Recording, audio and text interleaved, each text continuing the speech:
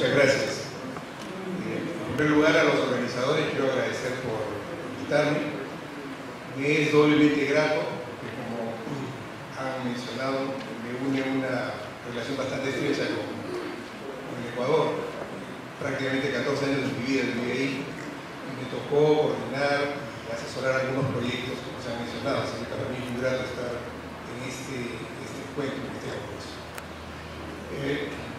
Quiero hacer una salvedad. El día domingo, mi socio, el arquitecto Zuliarte, va a hablar el tema de ciudades de frontera, porque nos tocó hacer el plan de mejoramiento de la ciudad binacional Aguas Verdes de Joaquines. Así que vimos conveniente que mejor era en ese momento tocar el tema de ciudades de frontera con el caso concreto que nos tocó desarrollar, que era la parte peruana, el título peruano, concerniente a Aguas Verdes. Yo voy a referirme a algo que tiene que ver, sin lugar a dudas, con el ordenamiento territorial. Y es cómo hacemos para que las ciudades no crezcan. Por eso voy a hablar de cómo podemos mejorar los cascos urbanos que ya tenemos. Así es.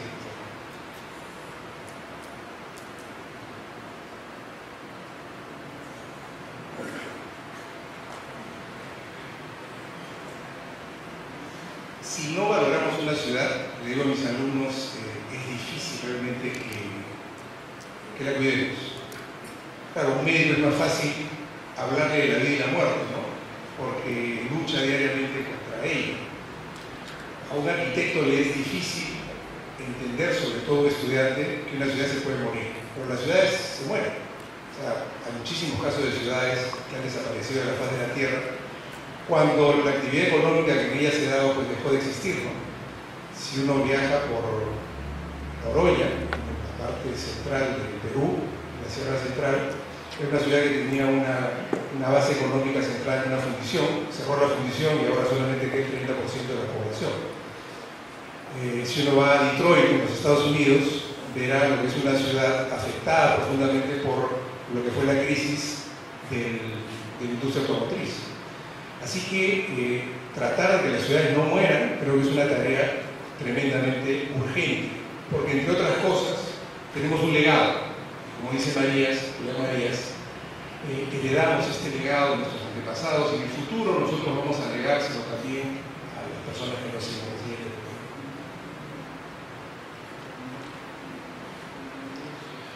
La urgencia de trabajar con las ciudades y de tratar de que las ciudades sean mejores es porque la población es cada vez más urbana.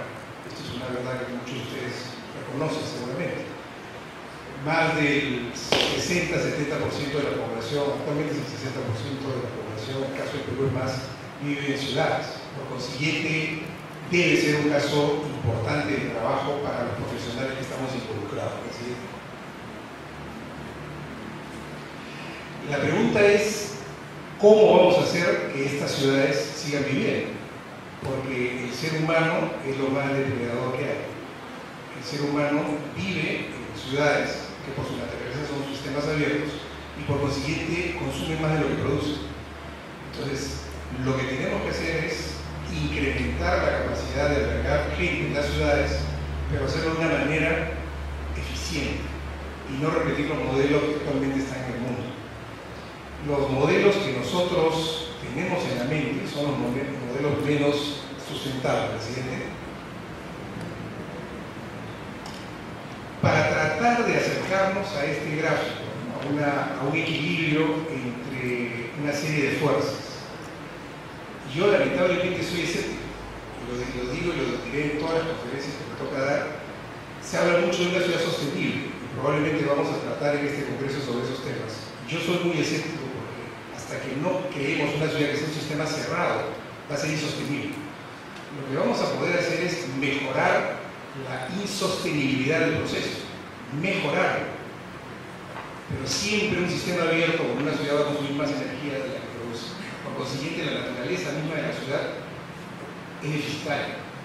Entonces, lo que tenemos que hacer, me parece a mí, es tratar de consumir menos y mejor. ¿Sí?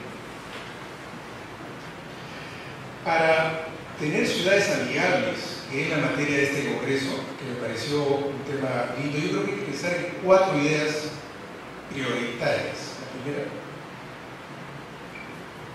que tiene que ver con los habitantes.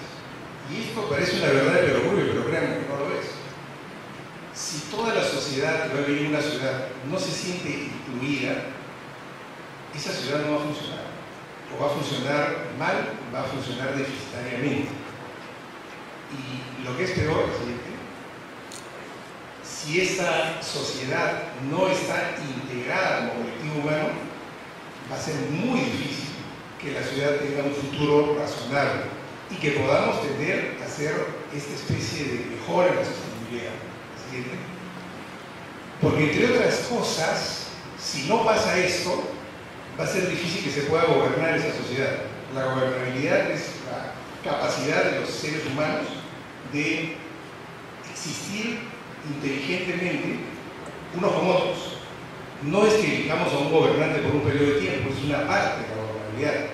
Nosotros elegimos a alguien para que o un grupo de personas, para que esas personas durante un periodo de tiempo rijan los destinos del espacio en que nos toca vivir, pero en respuesta no solamente a lo que ellos creen, sino a lo que nosotros también creemos, para por fin, la siguiente,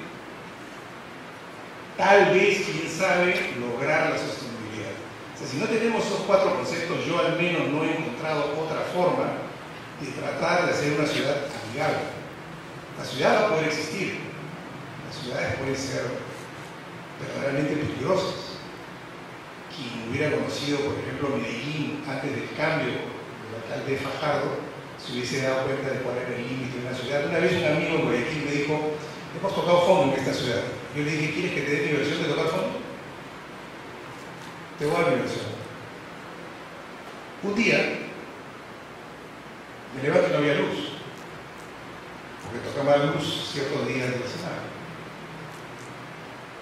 Me acuerdo que el día anterior había puesto una bomba a 4 cuadras de mi casa, en un centro comercial, y que el día anterior la inflación había sido 30%.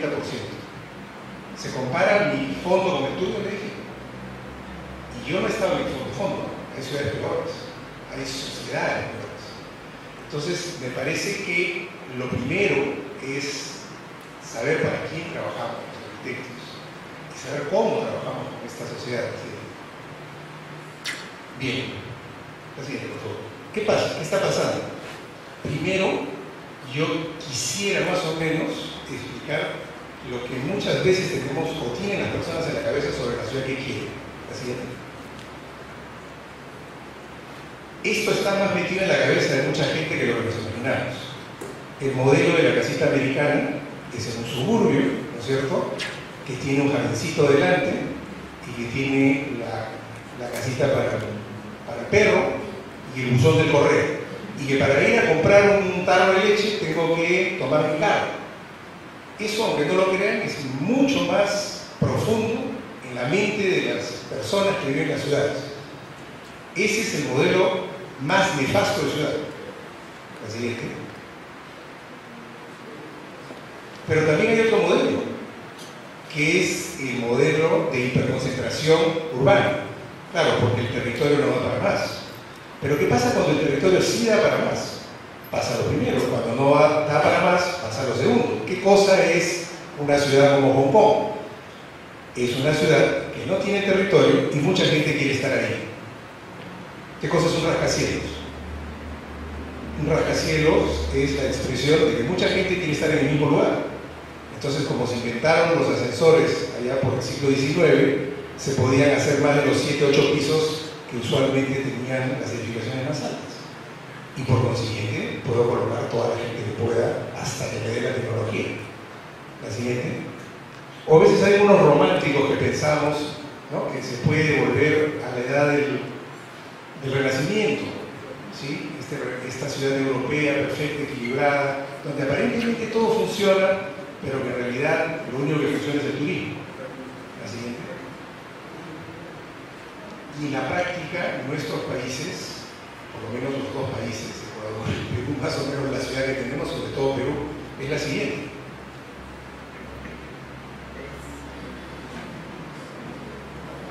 Parece familiar la escena, ¿no? ¿Sí?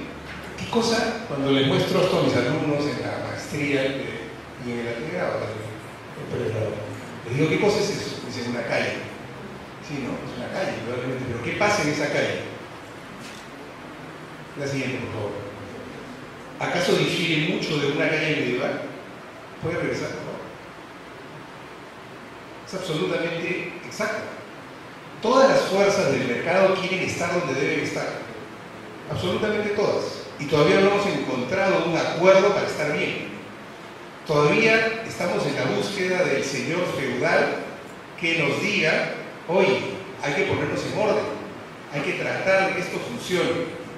Y todavía no entendemos que los impuestos que pagamos sirven para eso, así como los ingleses entendieron que los impuestos servían para vivir mejor cuando el rey comenzó a escucharlos a través de sus súbditos. ¿Sí? ¿Quiénes eran sus súbditos? Los nobles que le gobernaban los campos. Entonces hizo que los comunes, los burgueses, se organizaran para que a los nobles, ¿no?, pudieran evaluar lo que querían. Y esos burgueses eran los comunes, la cámara baja, y los otros eran los nobles, la cámara alta. ¿Les suena familiar? La Cámara de Diputados y la Cámara de Senadores. Ahora en el Perú tenemos una sola cámara, pero usualmente eran dos cámaras. ¿Qué quiero decir? En el fondo, lo que todavía no hemos aprendido es a ser ciudadanos, la siguiente. Porque ser ciudadano es una cosa muy compleja, es sumamente complejo, y no sé personalmente en Ecuador cómo es la educación, pero en el caso del Perú, la educación cívica, que es donde nos enseñan a ser ciudadanos, es la última de las materias. Mejor dicho, es una materia que ya no existe. Entonces, ¿cómo vamos a vivir en una ciudad amigable si no tenemos la más remota idea, que es una mesura, de cómo es una ciudad o de cómo es un ciudadano? ¿Sí? Fíjense, esta es una foto de una ciudad al sur de Perú que se llama Arequipa. No sé si han tenido oportunidad de estar en Arequipa. Y observen, al igual que la primera foto, ¿qué pasa ahí? Esto es en el centro de la ciudad de Arequipa, que es Patrimonio Cultural de la Humanidad. ¿Sí? En la ciudad de Arequipa hubo un alcalde que tuvo la brillante idea de retirar los microbuses que pasaban por el centro, o las busetas, como se dice en Ecuador, para que no haya más contaminación ambiental. Efectivamente las retiraron, pero se olvidaron que existían los taxis. Y los taxis que llegaron, unos taxis bien chiquitos que se llaman Tico, que los habían botado de Lima. ¿Sí? Entonces, ahora ya no hay un microbús o una buseta, sino ahora hay 6 o 7 taxis por buseta. Entonces, el problema se multiplicó por 6. Pero observen la gente en dónde camina, en una vereda de 1,20 m, ¿sí? Y los carros, los coches, en las aceras más importantes. Entonces, ¿qué cosa significa esta foto? Es un refuerzo de lo que dije anteriormente. Ni siquiera nosotros, los profesionales y los técnicos, los políticos, entendemos qué cosa es una calle. Yo me acuerdo cuando tuve la oportunidad de participar en el plan de movilidad del archipiélago Galápagos, con un equipo bastante interesante. Una de las preguntas que nos hicieron cuando recién llegamos a San Cristóbal era: díganos dónde vamos a poner el semáforo. Pero si no hay carros. No, sí, pero el problema del tránsito es que hay una esquina donde de vez en cuando pasan carros y se pueden chocar. Entonces, el problema es que acá no tiene por qué haber carros. O sea, si caminar la ciudad de un extremo a otro toma 20 minutos, de un extremo a otro, y no hay nadie tan loco de caminar de un extremo a otro de la ciudad. ¿Para qué vas a caminar de un extremo a otro de la ciudad? Tú vas al centro, porque el centro es donde resuelve sus problemas. O sea, te demora 10 minutos. Y eso pasa en muchísimos lugares, es decir, falta un entendimiento de cómo realmente hacemos una ciudad para que pueda ser amigable. Hay que partir por entender la ciudad y a los ciudadanos, y los ciudadanos tienen que entender esto. Y dejar de vivir en ciudades tan poco densas. Fíjense, en el caso de Lima es una ciudad extendida, es como un huevo frito infinito. O sea, simplemente ha crecido hasta donde ha podido. Entonces, ¿cómo diantres llevo agua, electricidad, resuelvo los desagües, recojo los desechos, creo empleo? para una ciudad de 10 millones de habitantes que mide más de 100 kilómetros de largo. La densidad es bajísima. Entonces, por supuesto, es costosísimo atender una ciudad así, ¿no? Y lo mismo le está pasando a Guayaquil, un caso que lo conozco bastante bien. O sea, sigue extendiéndose porque, claro, todavía hay territorio donde ocuparlo, ¿no? O sea, todavía no hay la conciencia de que vivir a esas distancias me puede tomar llegar a mi lugar donde voy a hacer una actividad casi 2 horas, en algunos casos 3 horas. O sea, para llegar al aeropuerto, he llegado hoy día en la mañana, de mi casa, me he tomado 1 hora y media. Y estoy a 12 kilómetros. Es inaudito. Lo que está pasando es que la ciudad se ha extendido irreflexivamente. La siguiente, por favor. Porque las ciudades, además de todo lo anterior, están permanentemente sujetas a lo que se llama la obsolescencia. Y el problema, si queremos tener una ciudad amigable, ordenada, y que nuestro territorio tenga una lógica, es tratar de que la ciudad no crezca, pero también entender que las ciudades permanentemente se vuelven obsoletas, porque la ciudad es el artefacto sobre el cual las sociedades desarrollan sus actividades.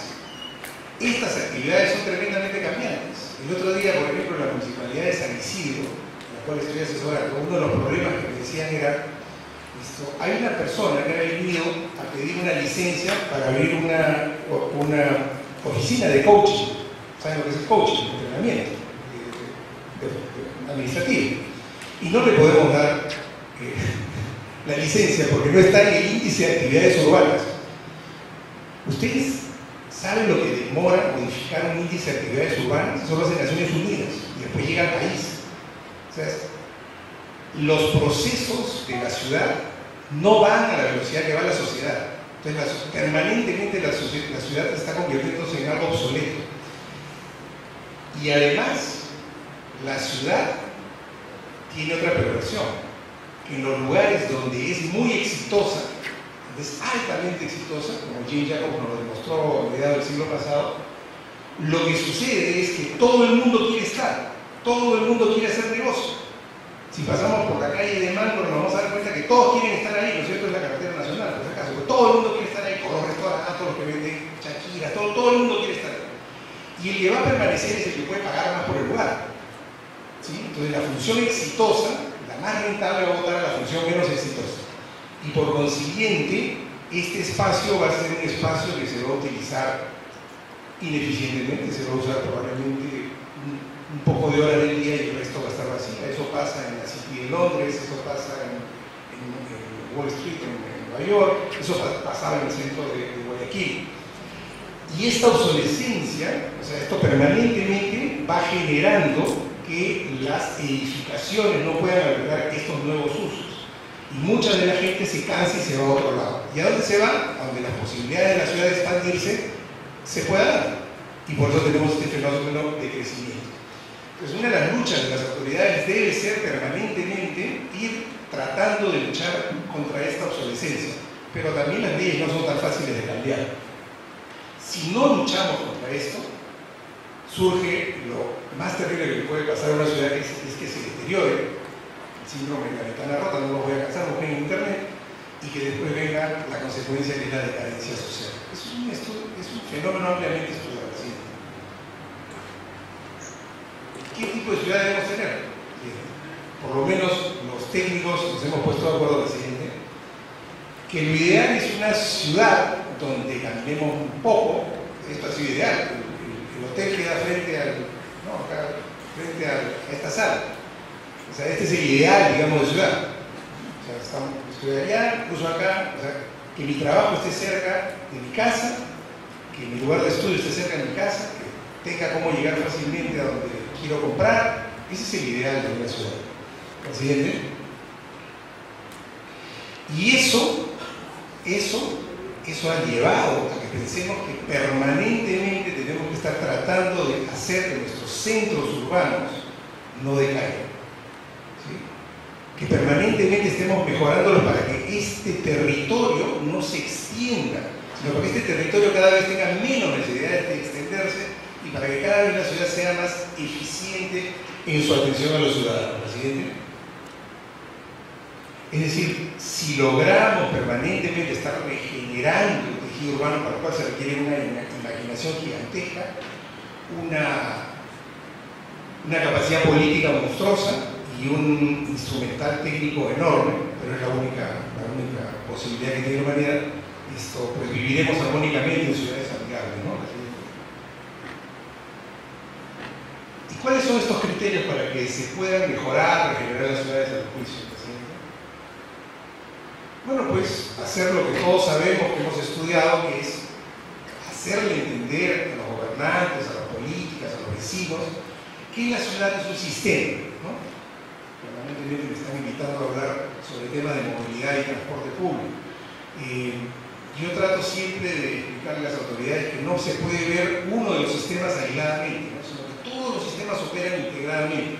Si yo transformo la movilidad de una ciudad, lo que voy a tener como correlato seguramente es una transformación del uso del suelo, para lo cual tengo que dar la normativa adecuada, y voy a tener probablemente una transformación del espacio público, de las áreas verdes, del marco económico. Y por supuesto reconocer la ciudad, del tamaño que sea, en qué escala de atención está. Esto es algo que se hace muy poco. O sea, la ciudad tiene que tener una escala de atención y un rol dentro del concierto del sistema de ciudades. ¿Cierto? Avísenme por el tiempo. Para poderse planificar, la planificación no es algo que viene de la nada. La planificación es un proceso que surge del entendimiento de un territorio, ¿cierto? Como lo han visto en las conferencias anteriores, que surge del entendimiento de un territorio, de una población, de unas necesidades futuras de esa población, y a partir de un trabajo intenso de modelación, de construcción de una imagen, de crear el marco normativo y de identificar los proyectos que esto permitan llevarlo a cabo, ¿no? Y esto se recomienda por lo menos hacerlo a través de actuaciones en proyectos urbanos, que es lo que voy a explicar más adelante. Sobre todo basados en el tema de la movilidad. La movilidad es uno de los hechos más importantes en cualquier ciudad. Bueno, lo del proyecto urbano, que lo voy a mencionar más adelante, que es la forma como se actúa actualmente en los cambios de una ciudad. Y yo creo que hay 4 casos que son importantes de tener en mente si queremos pensar en una ciudad que intenta o ha intentado ser amigable. Por favor. Siempre menciono el caso de Londres, el caso de Barcelona, el caso de Puerto Madero en Buenos Aires y el caso de Guayaquil.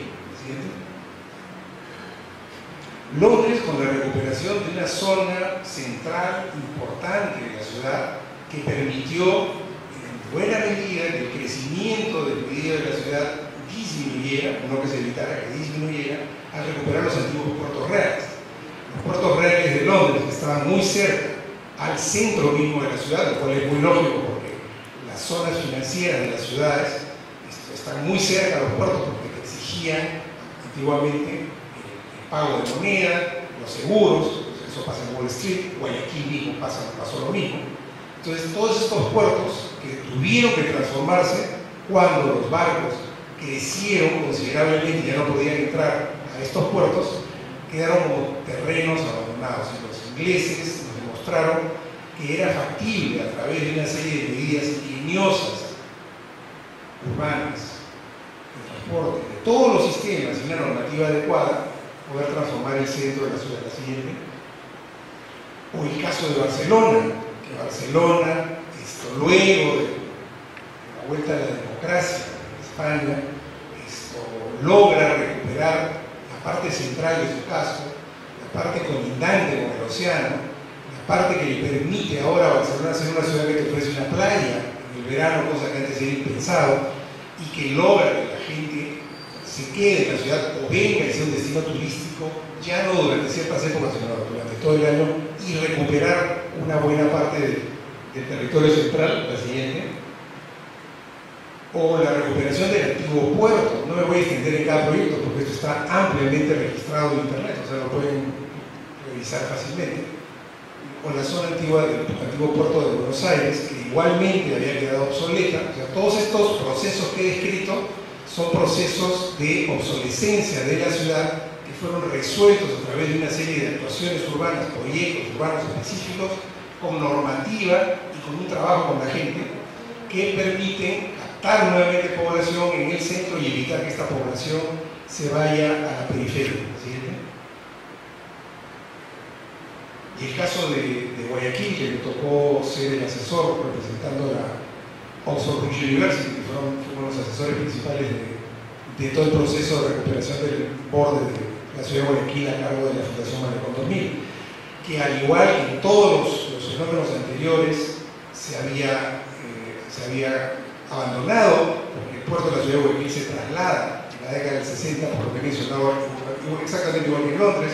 Puerto Madero sucedió antes, pero toda esta recuperación del borde costero lo que buscaba y lo que busca es hacer que el centro sea una opción interesante para residir. Guayaquil no lo ha logrado todavía, eso sí es verdad, en parte se ha logrado, pero es un proceso largo, ¿no? ¿Y cómo lo hicieron? Por lo menos estos 4 procesos también parece que ya no funcionaron. Lo primero es que lo hicieron a través de proyectos urbanos, ¿sí? Dentro de una visión de planificación, pero con proyectos específicos. Estos proyectos los usaron como una estrategia para cambiar. Boigas, gran artífice de Barcelona, lo dice muy claramente. El proyecto urbano te permite hacer un cambio percibible, y es un cambio que actúa en lo social, en lo económico, en lo ambiental, en lo político. Es un cambio real, inmediatamente se activan los agentes. Estos cambios, en todos estos casos, estuvieron centrados en las personas, en la población. Recuerden lo que dije, la inclusión, la integración, principalmente en el caso de Londres, ¿no?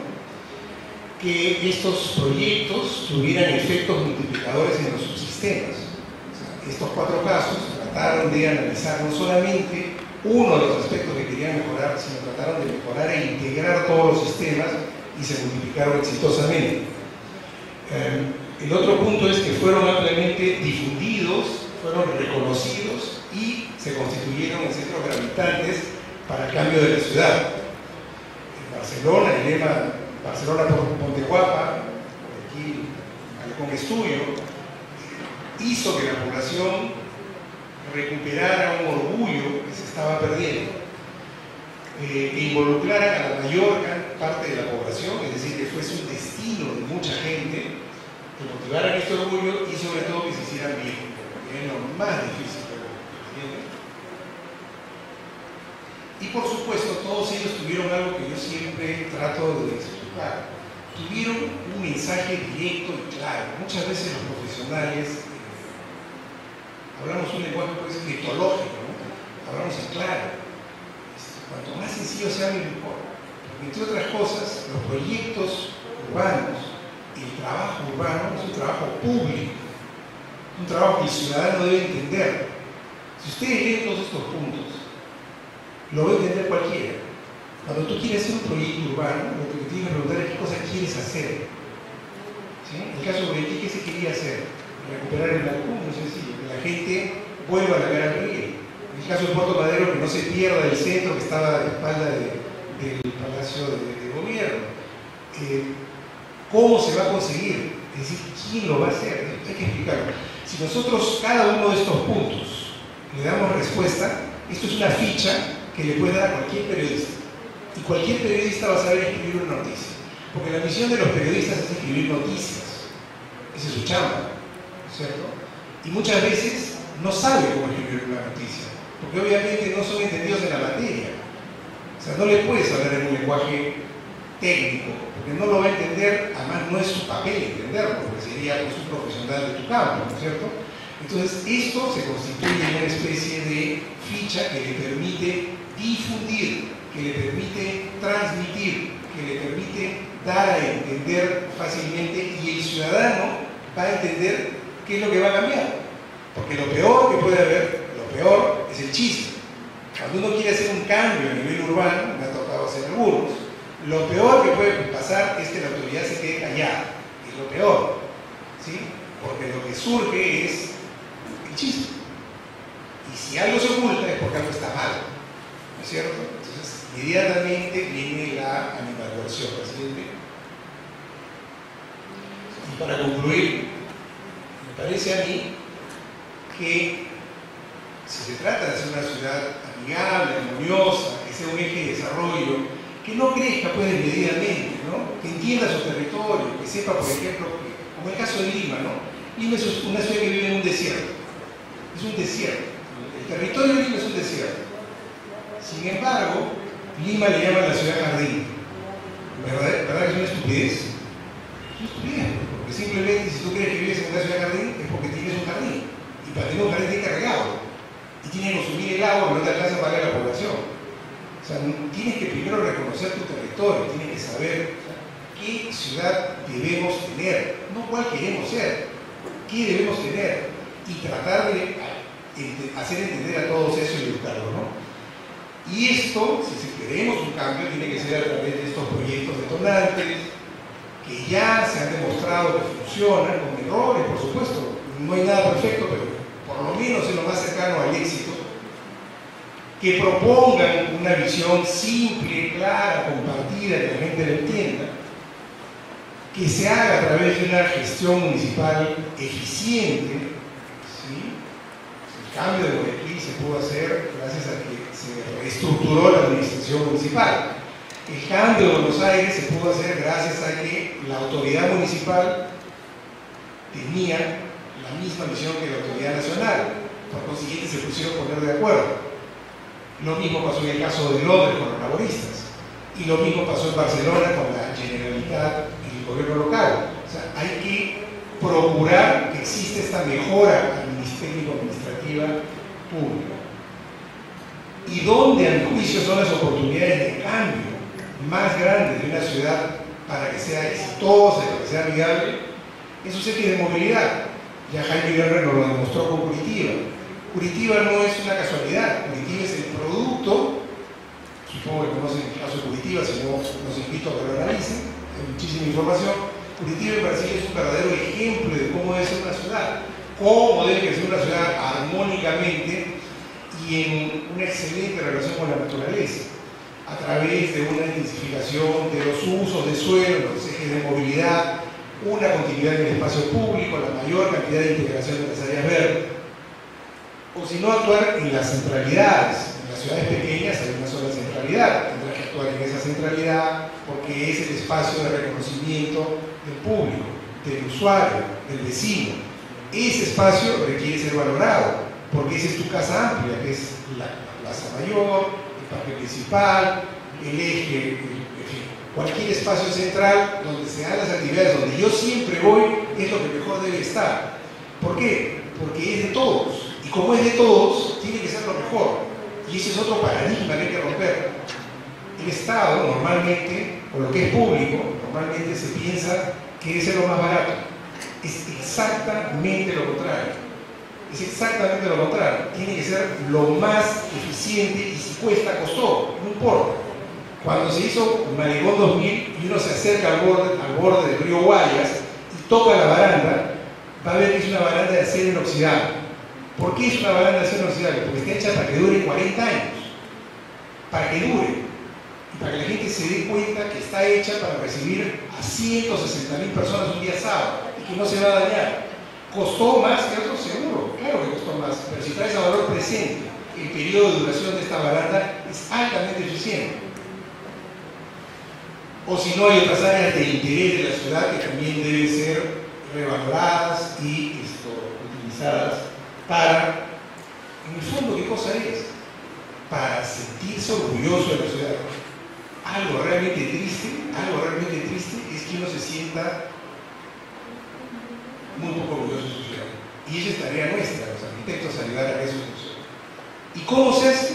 Me parece a mí, humildemente, después de 30 años de reflexión académica, que debe ser a través de un enfoque de este sistema, mirar sistémicamente lo que está pasando, entender esta escala de la que estoy trabajando y sobre todo, y lo más difícil, lograr la normativa adecuada. ¿Y por qué digo lo más difícil?